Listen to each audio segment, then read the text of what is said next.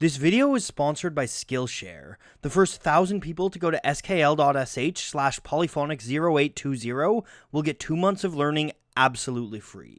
This video was also made possible by my incredible supporters on Patreon. This was one of my first stretch goals for Patreon, and I'm really excited to hit it. You guys are incredible, and you help make this channel possible, so thank you so much.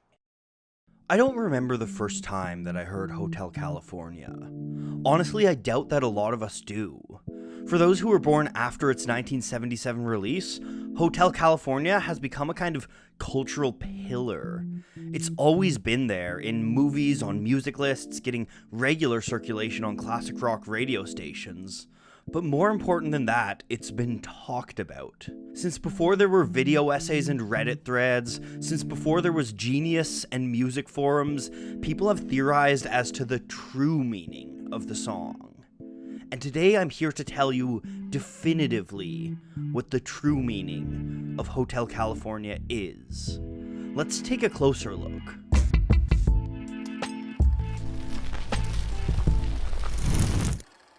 Okay, so as cool as it would be if I could tell you the true meaning of Hotel California, that's just not possible. There is no one true meaning to any song, and anyone who tells you otherwise is selling something. But even if there was, I don't think that's the most interesting part of Hotel California. I think it's far more compelling to look into how the Eagles were able to craft a song so mysterious and so memorable that its lyrics still captivate music fans to this day. So that's what I'm going to do in this video. Along the way, we're going to look at some of the many interpretations of the song, and we'll learn what was on the Eagles' mind when they wrote it. Now we can cue the music.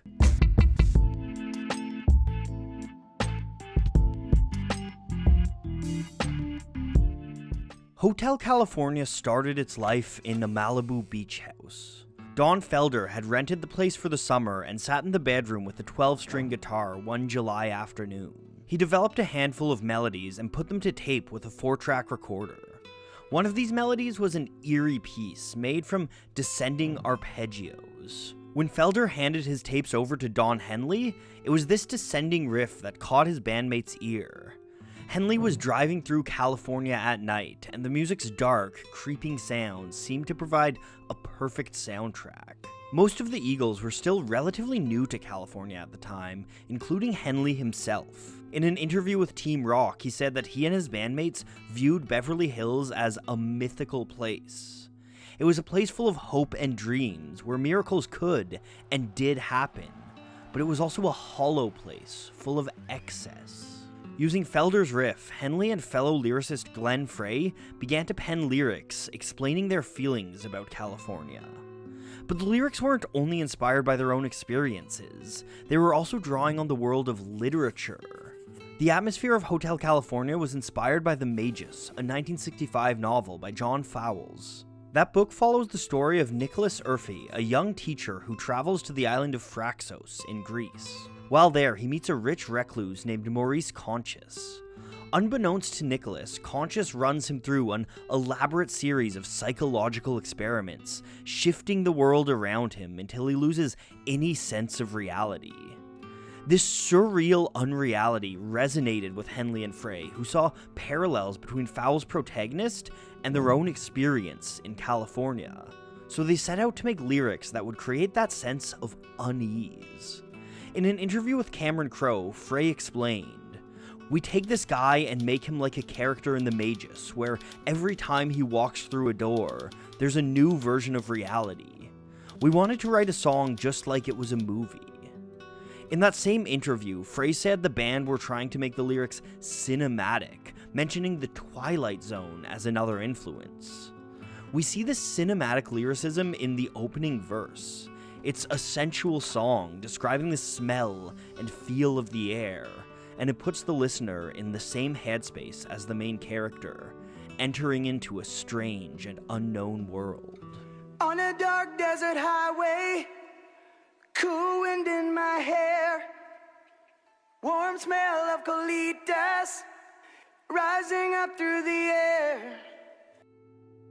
That sense of unreality and confusion pervades the next two verses.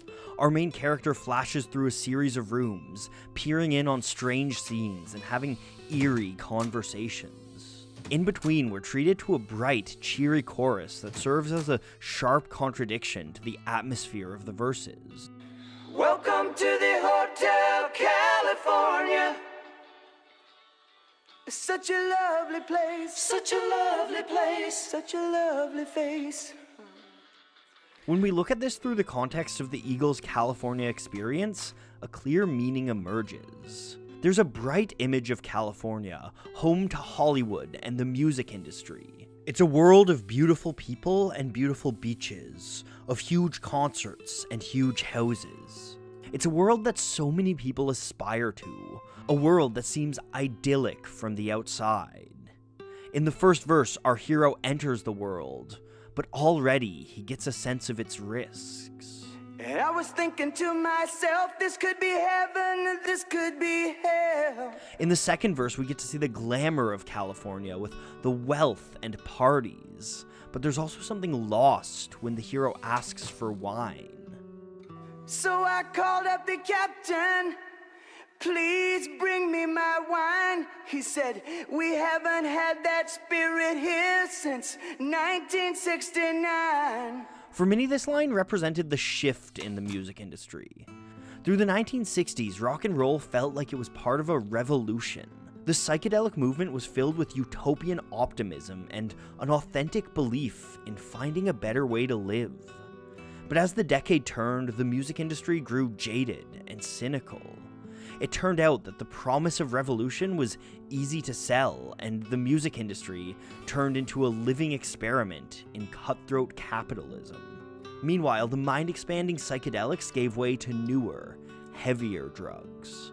Cocaine and heroin took over the music industry, and it became a world of excess. In the third verse, we see this play out, and we learn about the dark underbelly beneath California. There's a glamour, but there is also a rot at the core of the rockstar lifestyle. And in the song's famous final couplet, we learn the greatest horror of all. You can check out anytime you like, but you can never leave. Try as you may to escape the world of fast money and hard drugs, it'll always call you back from some distant hallway. When you know the intentions of Henley and Frey, it's easy to read Hotel California as a cautionary tale about the Hollywood lifestyle. But that's not the only meaning people have pulled from the song. The Eagles themselves have also described it as a loss of innocence, something echoed in a popular interpretation that says the song is about a romantic relationship. In the first verse, the hero is desperate and alone, but then he meets a woman and they marry. In the second verse, things become rocky as materialism creeps into the relationship, and the hero yearns for better times in the past. And then in the final verse, the character tries to escape the relationship, tries to get back to who he was before. But in the end, he knows that he has changed from it. Another interpretation reads the song as being entirely about drugs, Colitas being code for marijuana, and the mirrors on the ceiling being a cocaine reference. One of the most popular readings of all reads it as a religious allegory, with the hotel being a metaphor for hell. Once again, this reading is easy to see in the lyrics, as it's a song full of religious references. So why is it that there are so many takes on Hotel California? Well, I think this speaks to the way the song was written. The Eagles specifically wanted something open-ended. Glenn Frey even once said vagary is the primary tool of songwriters. Henley had similar responses when pressed on the meaning of the song. Talking with Joe Sater about the line that refers to wine as a spirit, Henley had this to say. That line in the song has little or nothing to do with alcoholic beverages. It's a socio-political statement. My only regret would be having to explain it in detail to you, which would defeat the purpose of using literary devices in songwriting. For the Eagles, the beauty in music lies not in its clear messages, but in the way that its messages openly defy clarity. The nature of songwriting lends itself to metaphor and open-ended interpretation, and that's a good thing. Hotel California stays open-ended thanks to masterful use of metaphor and symbol. Humankind is drawn to symbols, we always have been. It's a function of pattern recognition in our brain, left over from our hunter-gatherer ancestors. Every culture has its own complex language of symbolism, and that inevitably makes its way into their art. Hotel California is ripe with symbols and metaphors that resonate with Western audiences. The biggest of these are, of course, the Christian references. Whether we're religious or not, we live in a world shaped by Christian symbolism and mythology. We all know that heaven and hell represent any of the 1,000 binaries in life, and that candles and bells are representative of ritual and ceremony. On the other hand, we all understand, at least to some level, the mechanisms of wealth and materialism. So we know that images like champagne, Tiffany's, and Mercedes are not simply statements of objects, but instead are representative of the world that creates and promotes these objects. The Eagles sprinkle these kind of familiar symbols throughout the song, and I think the greatest example of this is the very setting for the song, the hotel. Hotels are uncanny places, strangely familiar, yet somehow off. So many of them try to look and feel the same, trying to recreate the familiarity of home. But of course, they'll never truly be home. With smiling doormen and picture-perfect rooms, there's something about hotels that's always just slightly off, and there's horror to be found in that dissonance. It's no coincidence that just 51 days after the Eagles released their hotel horror, Stephen King published The Shining, an all-time horror classic set in a haunted hotel. As a symbol, the hotel can be anything from an industry to a country, from a state of being to the very afterlife itself.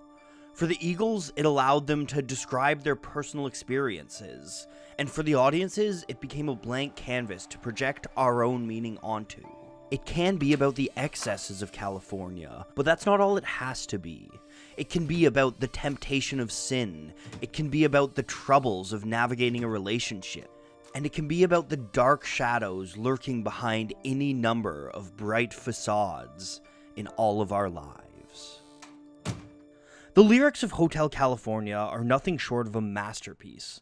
They're simultaneously narrative and poetic, creating a kind of beautiful ambiguity. As a writer, I personally aspire to someday write like that, and that's why I loved Hanif Abdurraqib's Writing for Expression on Skillshare. That course teaches you how to use poetic language in any kind of writing, be it original fiction works or video essay scripts. And that's just one of the thousands of courses that Skillshare has to offer. Skillshare is an online learning community for creative and curious individuals where millions of people come from across the globe to share their expertise and learn new skills from others. Members get unlimited access to thousands of classes on a whole host of topics. So if writing isn't your thing, you can also check out my friend Thomas Frank's class on mastering habits. In that class, you'll learn how to set realistic goals for yourself and how to go about reaching them. So if you want to get started today, go to skl.sh/polyphonic0820. The first 1,000 people who click on that link will get 2 months of Skillshare Premium absolutely free. And after that, an annual subscription is less than $10 a month. Not only will you get free access to thousands of courses by following that link, but you'll also be doing a ton to help my channel and to make it so that I can keep putting out these videos week after week. So thank you guys so much.